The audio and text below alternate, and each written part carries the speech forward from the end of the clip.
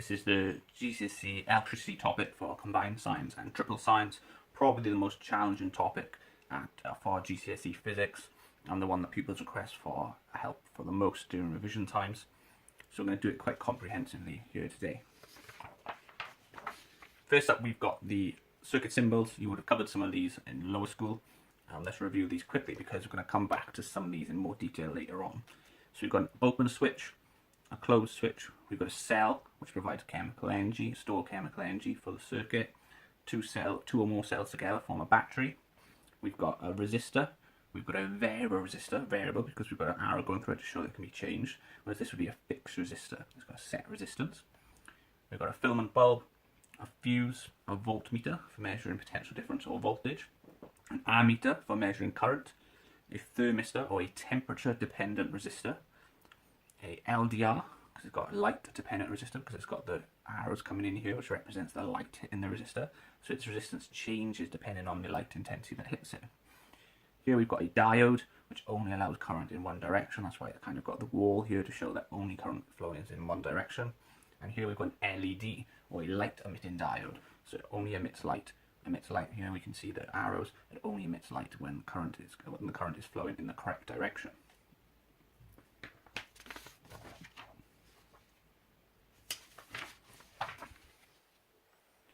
So we're going to start with current. What is current? Current is the rate of flow of charge, the rate of flow of charge. So what do we mean by the charge? We mean by when we're talking about charge in electric circuits, we're talking about the electrons, those negative charges that you've covered before in chemistry, the negative charge that flow through a wire, okay? Now, technically speaking, current actually flows, what we call current flows the opposite way to the way electrons go. You don't need to worry too much about that, that's just the way conventionally that we've always said it before we categorized it more properly. But current flows one direction, but the electrons then go towards the positive end of the battery. So these electrons are going around the circuit, carrying the energy and transferring the energy to components in the circuit, like the bulb here. And that's our current rate of flow of charge. So in reality, they're not going through the wire in a straight line, going through as if it was like a train going through in a straight line. In reality, if this is your wire here, we've got our positive ions. So this is like if you've done metallic bonding yet in chemistry, where you have positive ions and then you have free electrons. That's why metals can conduct electricity, is because they've got free electrons. So these electrons are moving through the wire. So although it is true that they're moving around the wire, in reality they're actually bumping into each other. It's more like a domino effect that the energy is passed along. It's not as if the current is moving the electrons are moving in a straight line. They're moving around randomly, bumping into each other, and then they are generally moving around in that direction. So it's more of a domino effect. They bump into each other and they transfer the energy to the components in the circuit. This is our equation for charge and for current. So Q is charge, I is our symbol for current, times by time here. So some people get a bit confused with this equation because Q instead of C for charge, we've got I for current. So this is one that you need to learn very well. Now, just as important as their circuit symbols is what the units are.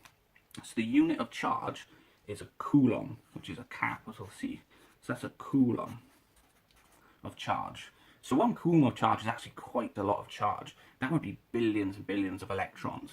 So when I say 1 coulomb of charge, we're not just talking about one electron, we're talking about lots and lots of electrons, the charge that they're transferring, carrying around the circuit. Here we've got our current, which the unit is amps, amps. That's why it's an ammeter.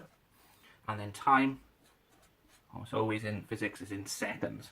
So remembering, if they don't give it to us in these units, you may need to convert them to these units. If they give it to us in minutes, they often do for this equation, to give it to you in minutes or hours, you have to convert it to seconds before you're going to use this equation.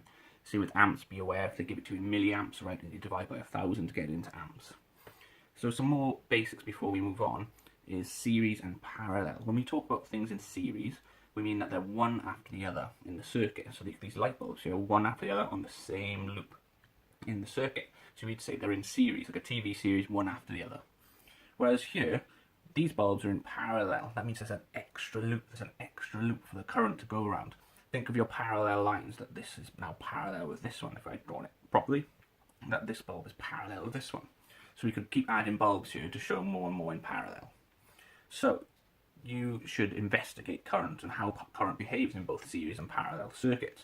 So if we look at series quickly, say you put an ammeter here, remember A for ammeter, the symbol for ammeter, and then I had some bulbs here, and I measured the ammeter again over there, I measured the current again over there, I would find whatever the current I found over here, it would be the same over here. That is because current is the same in parallel circuits. That's our first golden rule of circuits, that current would be the same anywhere in the circuit. Something else to note is that what would happen if one of these bulbs broke? Well, think about it. There's only one way for the current to go. That's why it's the same. You can't detect a different amount of charge flowing going in the same loop. So if one bulb broke, well now current can no longer get through. You have an incomplete circuit and the other bulb would go off. What about in parallel? That was in series. What about in parallel? Let's say you had A1 here, and you had a bulb, A2 here, A3 here, and going back. Well, what would we find out if we measured this circuit? Well, say you had 5 amps here.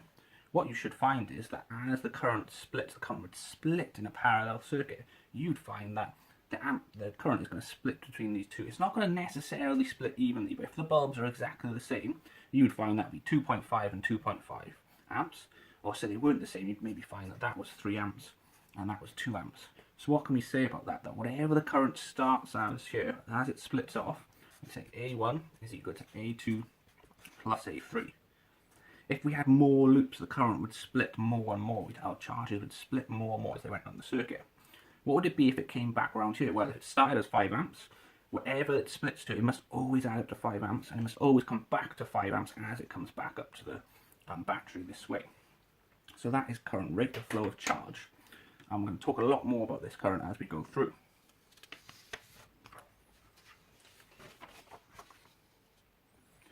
So next is potential difference or voltage.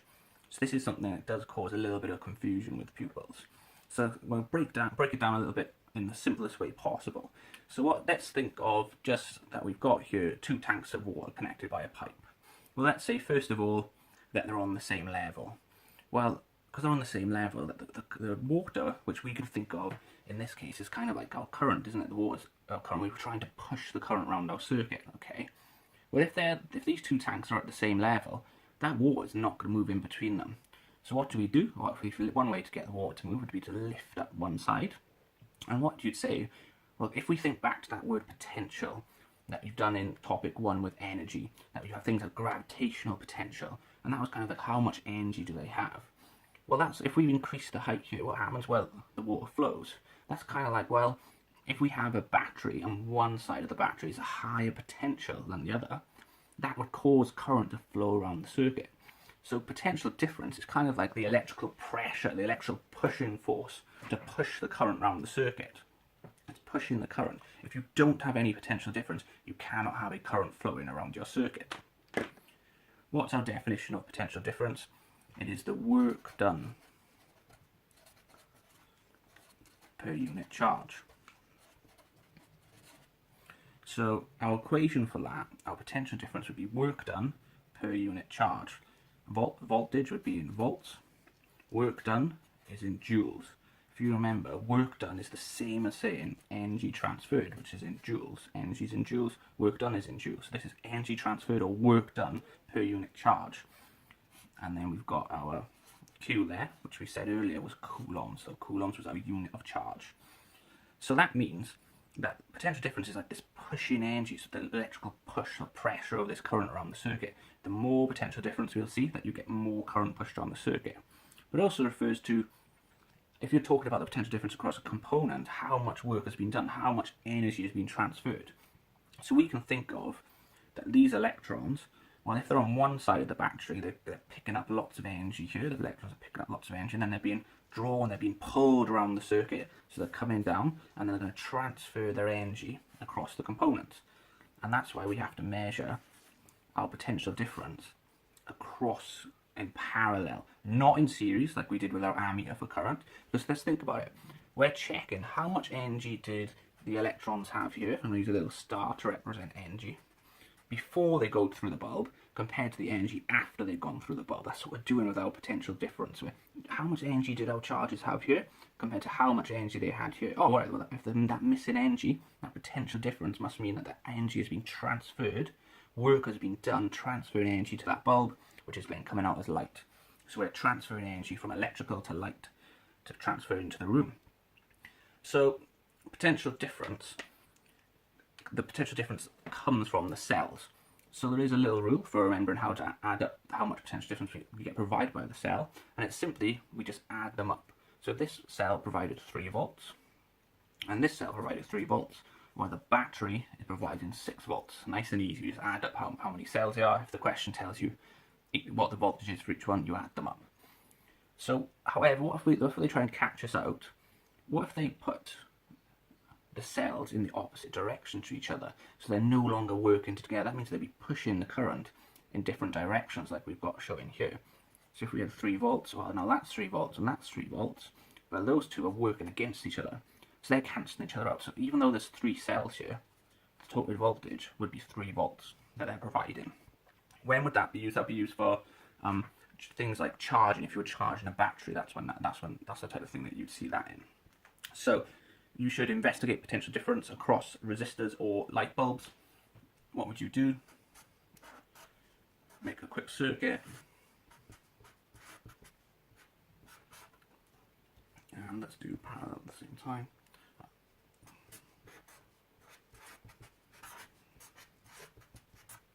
So, what should we do? We have to attach our voltmeter in parallel, we said. So we're going to put our voltmeter across here. Let's call that V1.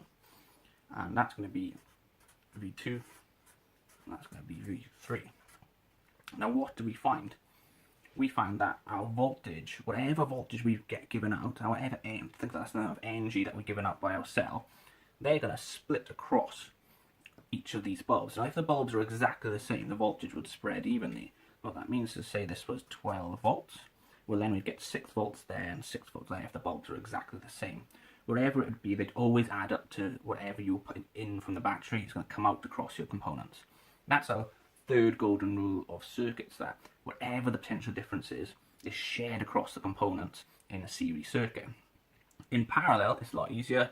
If you have 12 volts here, it's the same voltage across all the bulbs, across all the loops, sorry. So that would be 12 volts, that would be 12 volts there. So what we found, in parallel, whereas in series, what you would notice, as you add in more bulbs into your circuit, they would get dimmer and dimmer. Whereas if you add more bulbs in parallel, they should stay the same brightness, assuming they're the same bulbs. You can carry on adding more and more bulbs.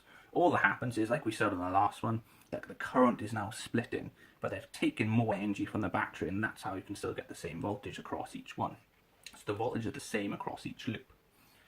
So let's summarize this. Let's talk about these rules, these golden rules of circuit, these basic rules we need to know. So here's our 4 golden rules. If you know these rules well, you can get through nearly all the questions that they can throw at you to do with electrical circuits. So the first thing we said was current is the same anywhere in a series circuit. When we put our ammeter, it would be the same anywhere in series. It's split in parallel. That was that A1 equals A2 plus A3. It splits across the loop in parallel. I've got asterisks here because we're going to come back to these 2 rules later and add a tiny bit more detail onto them for those of us who are going for those high levels. Our third rule was that potential difference is shared across components in series. Like we just saw, the potential difference is shared. Whatever you put in is shared across your components. Potential difference is the same on every loop in parallel. Wherever it is, no matter how many loops you add, there would be the same potential difference across each loop. Let's try and apply this to some examples. So, a little messy like I always am, but let's see. We've got a series circuit here.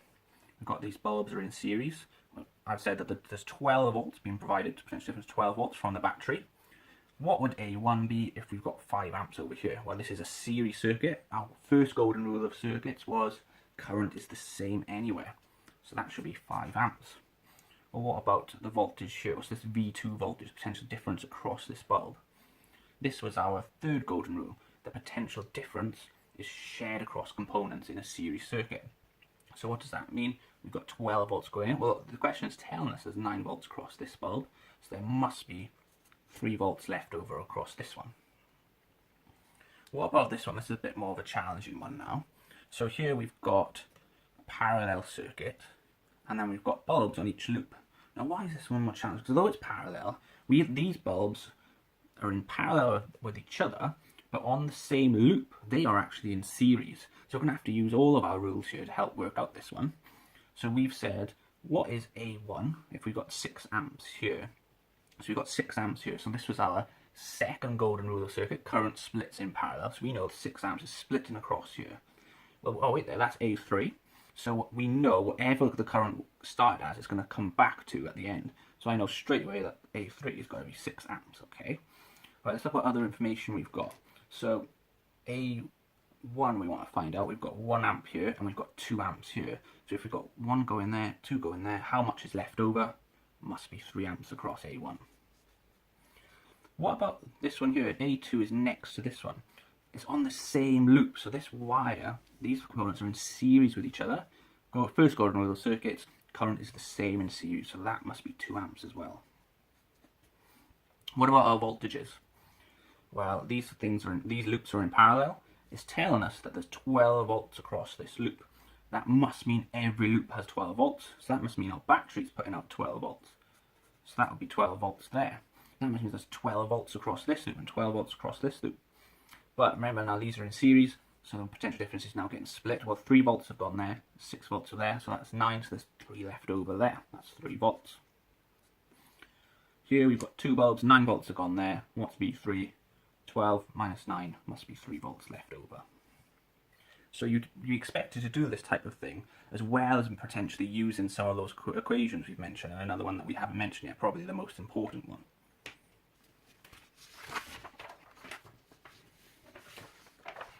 So let's talk about something we haven't talked about much yet, resistance. What do we mean by resistance? It's a measure of how difficult it is for the current to flow. So if you have a large resistance, that means there's making it more and more difficult for the current to flow. Physically, what is the resistance then, if it's making it difficult for the current to flow? Well, if we said that those electrons are going through those positive ions, try and get past those positive ions to flow through the wire, what's going to happen is there's going to be collisions between the electrons and each other, and as well as the positive ions themselves. Those collisions is what's slowing down that current. It's going to take longer for that current to flow.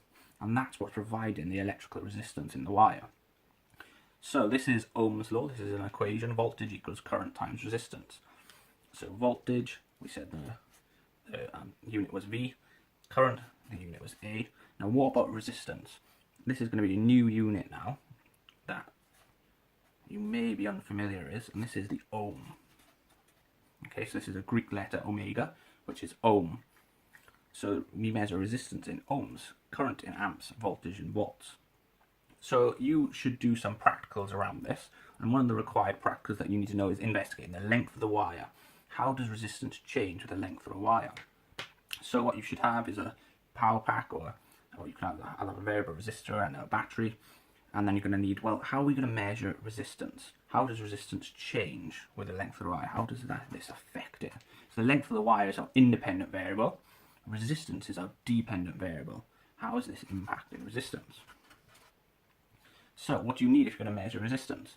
Oh, well, we're going to need an ammeter, because resistance is voltage divided by current. So we need to measure the current in the circuit. So we need an ammeter. Ammeter's got to be in series. And let's say we're going to use crocodile clips and a length of wire. One thing you should do is make sure your length of wire it has no kinks in it, so you've straightened it out, so that as you change the length of wire, it's an accurate representation of what it is. If there's kinks, that's not going to be an accurate length. So you're going to have your ruler across here, measuring your length of wire. You've got crocodile clips then to attach your wires to the length of the wire. Then we're going to have our voltmeter, because we need voltage divided by current. Voltage from the voltmeter, it has to be in parallel with that length of wire. You would then change the crocodile clips, slowly increase the length. You could go up in 10 centimeters or so, take your readings for voltage, take your readings for current, and then work out your resistances for each of those lengths. One common mistake is people taking the voltage of the battery. You're not taking the voltage of the power pack, you're taking the voltage of what the voltage is, the potential difference across the wire. What's one other thing that can go wrong apart from the kinks in the wire? That could be heating of the wire. Okay, so the heating of the wire. Well, if you had a too high current or too high voltage, what would happen is, or if you left the power on for too long, there's going to be lots of there's going to be more collisions of your electrons to your positive ions. And what's that's going to mean? There's going to be a transfer of energy to these positive ions. If they're gaining energy, they're going to gain in temperature. So they're going to vibrate more, so there's going to be more vibrations. If there's more vibrations, well, if they're vibrating back and forth, there's going to be more collisions with the electrons, and that's going to affect your resistance. We said resistance is how difficult it is for the current to flow. If there's more collisions, you're going to decrease your current. So that is something that could impact your experiment. So if they were asking for an improvement to this experiment, that's one thing you could say to make sure that you're not doing this on a too high voltage, or to make sure you don't leave it on too long. So you would turn it on quickly and then take your results and switch it off to prevent heating in your wire. Don't forget the basics of stating to measure the length. I would use a ruler. You have to state, I would use an ammeter in series to measure current. I would use a voltmeter to measure potential difference across the wire in parallel. So stating clearly what you're using each thing for. What should you find with this experiment? Well, as you increase the length of the wire, as that goes up, the resistance would increase. Think about it. If you've got a longer wire, there's more positive ions for the current to get through. So there's going to be more collisions and the resistance will increase. You could do this experiment talking about width of the wire. So it'd be a very similar experiment, but instead of the length, you would change the width. And what you should find is that if the width of the wire increases, which basically means the cross-sectional area of the wire, so as the wire increases, a thicker wire, that would mean that the resistance would decrease. Well, think about that. That means there's more space for the current to flow. If you want to simplify it, think of traffic. If you had two roads, if you started with one, and there was lots of parked cars, and you were trying to drive through, so you are the current, you're trying to get through the road. Well, if there's another road, even if it's the same resistance, it's still the same amount of traffic. Now you've got two routes to get through, so more cars would get through, more current would get through as the thickness of the wire increases. Right, we're going to come back to the golden rules now. So we said current split in parallel, but we've just talked about resistance, that the fact that there's more resistance would affect the current. So although current does split in parallel, like we said earlier, it does not necessarily split evenly. So say we had here two resistors, or it could be, you could do the same with two light bulbs, and let's say that this one is 20 ohms, and this one is 40 ohms. Well, this one's got double the resistance of that. Well, let's say that there was, let's say there's 9 amps going through here. Well, that should mean that because we said that more resistance would mean less current. That means that it's not going to split evenly. That means that more current is going to go down the path of least resistance. That's going to go down this one here, the 20 ohm one. So you'd have double the current compared to this one. So you'd have 6 amps here and 3 amps across here. Another way you can check this is referring to that equation, voltage equals current times resistance. Well, we said earlier that potential difference is the same on each loop in parallel. So if there's the same voltage here, it would be the same voltage here, same voltage here. So V would be the same, but the resistance would be different. So if we did voltage divide by resistance to get current, what we'd find is that if you're dividing by a smaller number, you get a bigger number for current. So that means you've got more current there and less here. We also said that potential difference is shared across components in series. So let's look at that. Let's say we had a similar thing here. Let's say we had 10 ohms of resistance here and 20 ohms of resistance here. Now we said potential difference was the work done per unit charge. So say there was, let's say there's 10 volts from our battery here, from our cell. How is this going to split? Potential difference is work done per unit charge. There's going to be more work done, more energy transferred across a resistor with a higher resistance. So this one's got twice as much as this one, so it should get twice as much voltage. So what that be? That would be 6.66 across this one and 3.33 recurring over this one. So it's getting a higher share of the voltage, more voltage across the components with more resistance in series. Only in series though. This would not be the case in parallel. Their potential difference is the same. That's our fourth golden rule of circuits. So you need to understand these rules quite well, especially if you're going for the higher grades. You really need to understand these extra little changes to the rules. More resistance, less current, and then more resistance would mean that there'll be more potential difference across it when it's in series. Let's look at some electric models now. So models can help you understand, well, what we've just talked about, this potential difference, this resistance, this current. And also it's quite popular question choice for them to ask about electricity questions in the form of models. So let's look at a basic model first. This is just my artistic impression of a workman going to a shop, they're picking up food here, and then they're going to work, they're digging, they're using their tools or whatever, they're using energy, and then they're going back around the shop to get more food, to get more energy, and they're coming back round. Well, let's think through what's what here, what is representing what in an electric circuit. So we've got our charges here would be the people, isn't it? The number of people is not changing, they keep going around the circuit, that's our electric charges. So they're representing our current, our rate of flow of charge. They're going around and they're picking up energy from our shop. So our shop is representing our battery. They're picking up energy, which is the food. So that's the potential difference there, isn't it? The amount of work done, energy transferred per unit charge across the work done. They're using that energy as they go to work. And they go back and then pick up more energy from the battery. The problem with this model is that it does not represent what we said, that more potential difference would mean not just more energy transferred, but it means there's more current. We said if there's V equals I times R, but if the resistance is the same, if we have more voltage, we should have, if the resistance is the same, we should have more current in the circuit. That's not really showing this.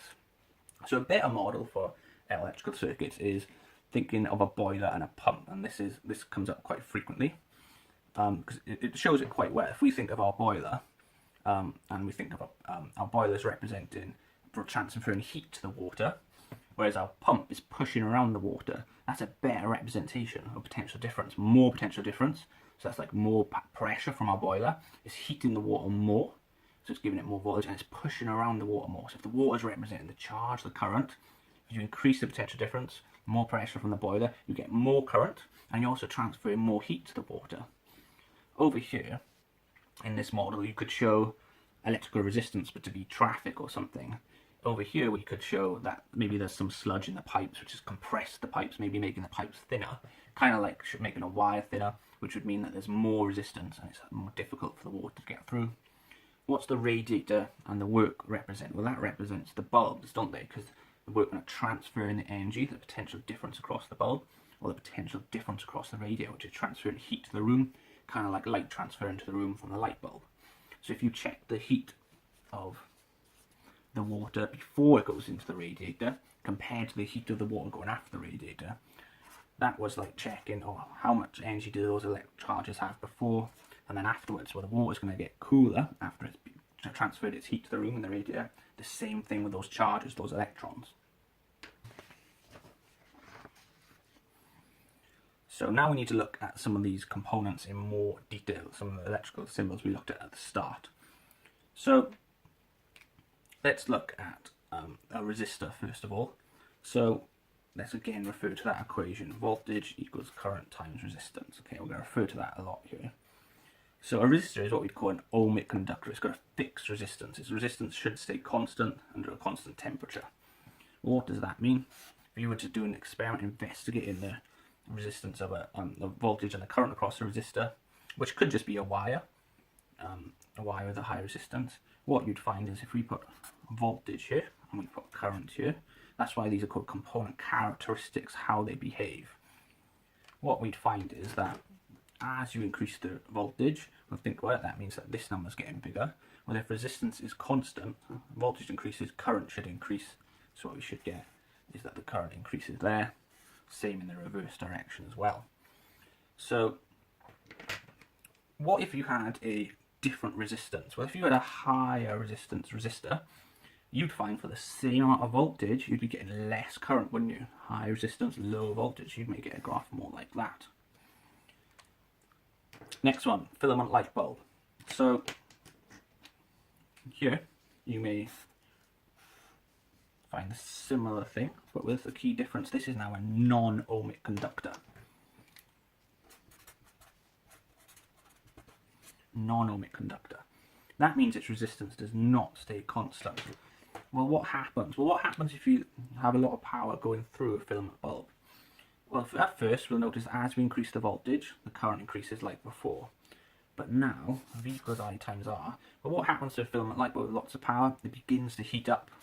Like we said earlier, positive ions in the wire. The electrons are trying to get through. Well, if those positive ions are heating up, they're going to be vibrating more. So that means there's more vibration. You've got to say more, because they're always vibrating, but now they're vibrating more if they're heating up. That means there's more collisions. That would mean that resistance has gone up. Well, what happens if resistance goes up? Well, that means we're going to increase the voltage, but now the current's no longer increasing. This number's going up now rather than this number. The resistance is increasing. The same in the reverse direction. These graphs are popular in revision guides and things, but the examiners have tried to catch people out in the past. So be aware of the axes. Look at what axes they've given you. In the past, they have done it like this instead, where they flipped the y and the x-axis. Well, what would this graph look like? Just think it through. Well, at first we said more voltage would mean more current, so it's going to increase. Oh, but now the resistance is increasing. Resistance is increasing there, wasn't it? Resistance got bigger, now current stopped increasing. Well, that means our resistance is increasing, so current's going to stop. So it's going to go upwards here. Voltage has gone up, but now current has stopped increasing on the x-axis. Same thing in the y-axis. Next component is our thermistor. A thermistor was a temperature dependent resistor. Its resistance will be affected by what temperature it's at. You may investigate this one under the required practicals, or you may do the LDR one instead, because there's so many to do. So your thermistor you may investigate by placing it in hot and cold water, and investigating the voltage and the current across it to take some readings for your resistance. So your temperature would be your independent variable, your dependent variable would be your resistance. So what would you find? You'd find that as you increase the heat of the thermistor, that the resistance would decrease. Okay, so more heat, would mean less resistance. Okay, again, let's make sure we understand this and not just memorize the graph. So if we have more heat, that should mean that resistance has gone down. So what would happen if we plotted current instead? Less resistance means more current, so we'd be going in the other direction. Be careful, look at what axes they're actually asking you to draw.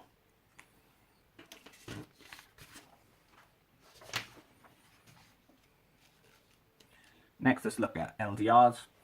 So an LDR was the light dependent resistor.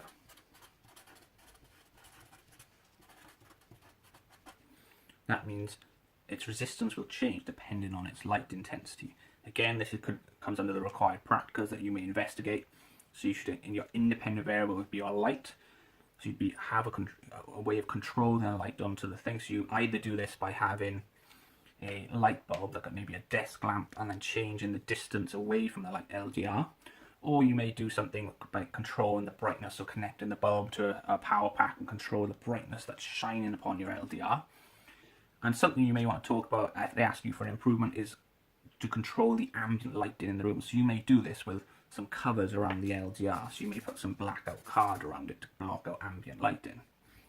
What would you find out? That as your light increased, your resistance would decrease. Similar to the thermistor. More light, less resistance. More heat, less resistance with the thermistor. Again then, well, what would the current behave? Well, if we plot in the graph for current would increase in the circuit if the LDR got more light on it. So these components are used in a lot of things. Think of a thermistor as a way of controlling a current in a circuit. So that may be used in a fridge or in an air conditioning unit or something, or the thermostat in your room. An LDR may be used in things like street lamps or something to measure light, so like those solar lamps in your gardens, they only come on when it's dark. Next thing was the diode. The diode only allows current in one direction. So it's a way of controlling current in a circuit. So later on we're going to talk about alternating and direct current, AC and DC. Diodes make sure that current only flows in one direction, not to damage another thing. So that means that as you have your voltage and your currents here, that if it's in the wrong direction, even if you have minus 50 volts or whatever, it's going to have an infinitely higher resistance in the wrong direction. So that means that there's not going to be any current let through. But as soon as the voltage goes in the direction that it's allowed in, all of a sudden the resistance is going to rapidly decrease and it's going to let loads of current through. So high, very infinitely high resistance over here. Once in the right direction, suddenly resistance is going to decrease and it's going to let lots of current through. Now we need to look at some of your resistor rules. So, quite simple. If we had more than one resistor, how do you work out what the total resistance is? R total, let's say. What you do is add up however many resistors you've got. So in this case, 10 plus 20 is 30 ohms of resistance. Nice and simple. What if you have resistors in parallel? That was in series, or if they're in parallel on different loops. Now there is a rule to note for this, but you don't need to know it for GCSE. It's an AS level equation. All you need to know is that when you have resistors in parallel, the total resistance is always less than one resistor on its own. Okay, so here I've got a 10 ohm, a 20 ohm and a 30 ohm resistor in parallel. Even if I added up all of those in parallel, it must be less than the one resistor on its own. So the total resistance of this circuit would be less than if there was just been one 10 ohm resistor in series. So it's a way of controlling resistance in a circuit. You may be thinking, well, why would you bother doing that? Why would you use lots of resistors when you could just use one smaller one? It's a way of controlling the current to prevent overheating of certain components, okay? But that's the thing, total resistance always less than one resistor on its own.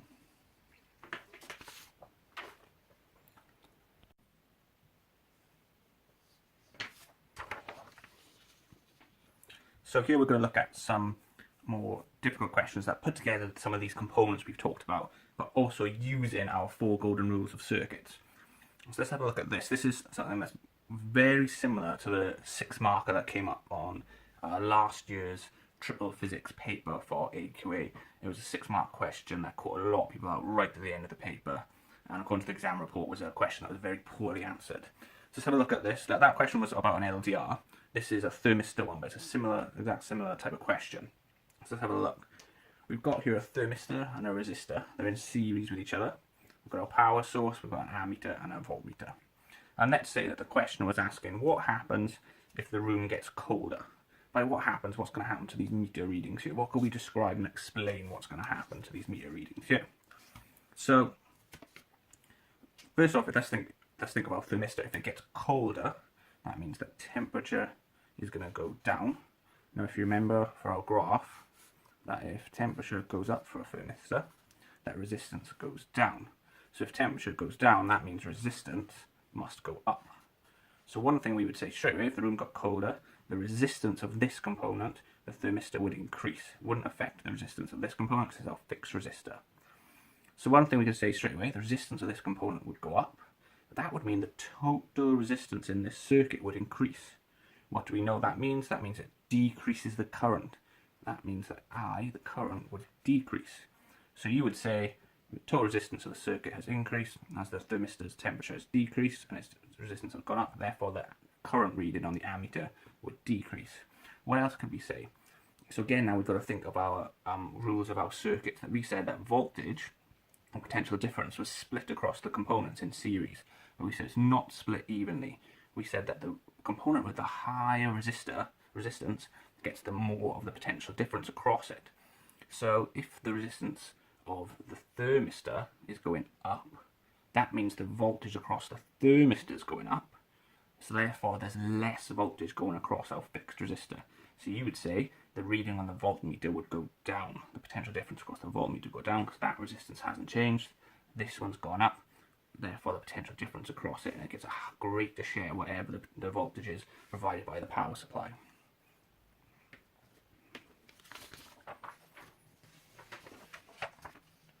Let's go into the home electricity stuff now. So AC, alternating current. So AC is what is in our main supply. So all our main supply is AC, which means it's alternating. That means it's going back and forth between the positive and the negative direction. It's constantly changing. The voltage potential difference is changing direction, therefore the current's changing direction. How quickly is it changing direction? Well, the frequency, now you may not have met frequency yet because you haven't done the wave, may not have done the waves topic, but frequency is how many times per second is it changing. So how many times? It's 50 hertz, so that's 50 times per second. And what we can say is that the time period of one change, of one complete cycle, would be 1 over the frequency f. So that would be 1 over 50 hertz here. And that would give us 0.02. So every 0.02 seconds we're alternating. What does it lead to? It gives us 230 volts, okay? Technically that's not the peak voltage, it's actually called the RMS voltage. You guys don't need to worry about that, but it's 230 volts at main supply. These are numbers that they would expect you to know in the exam. Particularly on higher tier, they may give you questions and you'd be expected to know 230 volts and 50 hertz from the top of your head. DC, which is direct current. Direct current means that voltage is in one direction, therefore the current's in one direction. So this would be in things that are powered by batteries. Now you may be thinking, oh wait there's lots of things that we plug into AC which may actually use DC. So they must have components in them, kind of like the diode that we talked about earlier. So only lets current in one direction to make sure that if you plug into AC, you don't damage a component that uses DC. Now, why do we have to use AC then in our mains? That's what we'll talk about a bit later on.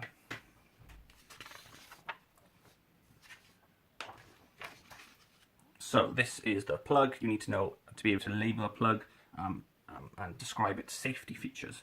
So here we've got the outer insulation with our cable grip. So the cable grip should be covering the outside insulation. These internal wires should not be exposed outside the plug. It's what we call double insulation, so it's got plastic around it. That's a safety feature.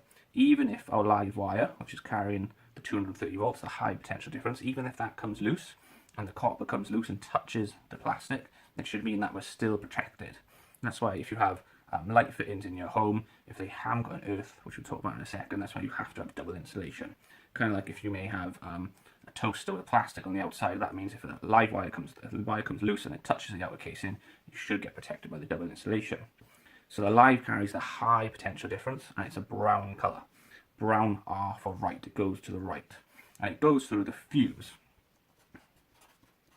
So the fuse is a safety feature, which if it goes over a certain ampage, if it goes over a certain power, the fuse will, people say the fuse blows, but it's actually more melts. The fuse melts, which breaks the circuit, which stops the current going to the object. So the fuse is a safety feature that we have in our plugs and in electrical components. Our earth wire, no current should be going through the earth wire unless there's fault. So the earth is a safety wire. We just said earlier that you had double insulation, which means the plastic casing. That was a safety feature. If you have something like a light fitting that doesn't have double insulation, you by law have to have an earth wire in it.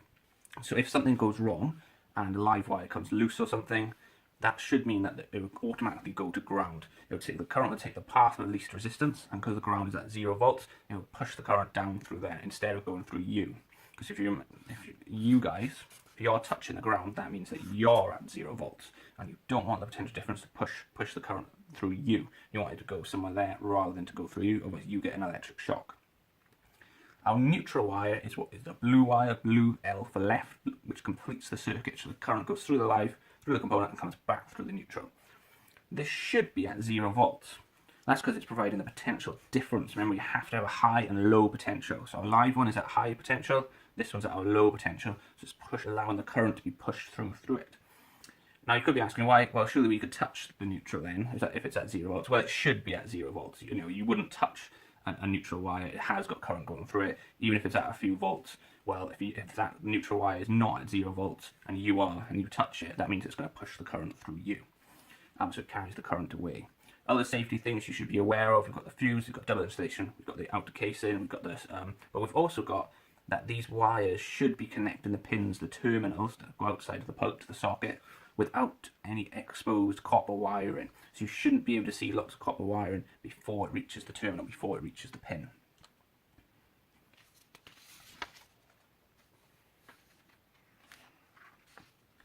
The potential difference has got to be the difference between the live and the neutral.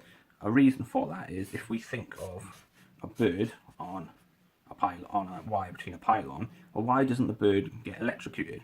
The bird's there, and that wire is, say, at 200,000 volts. Well, why does the bird not get electrocuted? Well, it's because the bird is also at 200,000 volts, so the current is not getting passed through, and there's no potential difference. If the bird was to get near or to touch the pylon, well, then the current would jump through him, and then, because there's a path would go into the ground to 0 volts, well, then there's a huge potential difference, and then it would electrocute the bird. Or if the bird touched another wire that would be at a slightly different voltage, well, then also the bird would get electrocuted, because now there'll be a potential difference across the bird. So our neutral wire completes the circuit by providing a low potential. So there's a potential difference between the live and the neutral wire.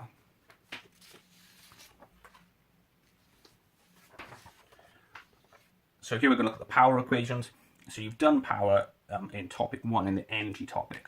Power was energy transferred or work done over time. Energy transferred, which is in joules, time, which we should know, is in seconds. So what's power in? Power is in watts, where 1 watt equals 1 joule per second. But we've also got electrical power equations, where we've got voltage times current I. So we've got power in watts is voltage times our current in amps. Okay, now let's think about why that is. Well, we said voltage was the energy transferred per unit charge, or work done per unit charge. So we said that was kind of like the energy being carried by these charges and then transferred across. Current was the rate of charge flow. So if we have a higher current, more charge being transferred through. Well, if we have a higher current, that means more going through, transferring more energy, or higher voltage, they're carrying more energy. So they're increasing the power, increasing the amount of energy transferred per second. We could put these equations together. We've got power into there. So we could say that V times I equals E over T. And we could move the T up there. So we're going to bring it up times by it. If it's down below, we want to bring it up times by it. So we've got V times I times T equals energy transferred. Now what about this one? This is power equals current squared times resistance. So power in watts, current in amps, resistance, if you remember, was in ohms. Okay, so this is another equation for power, which is mainly associated with the power due to heating. So if you think that it could be the power wasted in wires, so we said that was from the positive ions, and there's collisions between the electrons and these positive ions. So that means the more collisions, the more heating and the more energy wasted. Well, it makes sense then that there's more heating, more power transferred due to heating, if there's more current, because that means that's why it's a squared factor. Because there's more current means much more charges, much more collisions, and that's the same with the resistance. But some things you want there to be lots of heating. So for example, this equation is useful for if you're working out the power in something like a hairdryer, where you want there to be lots of heating, or a toaster as well. So you'd want a high current to provide lots of heating. If we want to rearrange this, we could do power divide by R, because we're going to bring it over, so we're going to do the opposite, that's multiplied here, so we bring it over, power over resistance equals I squared, get rid of the squared by square rooting it.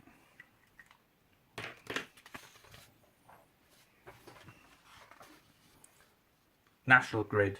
So the national grid is how electricity gets transported from power stations to our homes. So if you are doing triple science with a separate physics, you need to know about this stuff in a little bit more detail than we're going to talk about here. That'll be covered in a later video. For everyone else and for triples, for this main part of electricity, we just need to know that the national grid is made up of pylons and with transformers. All a transformer is a way of changing the potential difference in a wire. A transformer is just something where you have loops of wire. If you have more loops of wire, you step up the voltage, you step up by having more and more loops of wire. Step down, you step down the voltage by going the other way. You have less loops of wire on the other side. Now AC, we said we use AC in main circuits. That is because transformers only work with AC, with alternating current. That's why we have to use AC so that the national grid works. So why are we using these step-up transformers? Why do we want to increase the voltage? Why? Because say it comes out maybe 100,000 volts from a power station. Why do you want to step it up to 400,000 volts or 400 kilovolts, whatever it is, across our pylons? Why do we want to do that? It's all to do with these equations we talked about. It's all to do with efficiency. If there's lots of current in the wire, that means there's lots more collisions, we just said, and therefore there's lots of collisions, lots of wasted energy. So we want as low current as possible because we want to reduce this I squared factor. So we're not like But when we increase the potential difference, we're not magically making more power, it's the same power, but just making the current go really, really low by making the voltage potential difference go really, really high. So we're making this number go really small, this number really, really big. We're still transferring the same amount of power. So we've stepped up the voltage massively. That means we've got much less current, much less heating, and therefore the wire is way more efficient. We're getting much less heating on the wires, and we're not wasting as much energy. Obviously though, once we get to much a high voltage, that's dangerous to get near people. So before we go back down to our houses, we have a step down transformer who eventually steps it back down all the way to the 230 volts mains that we said we get in our houses.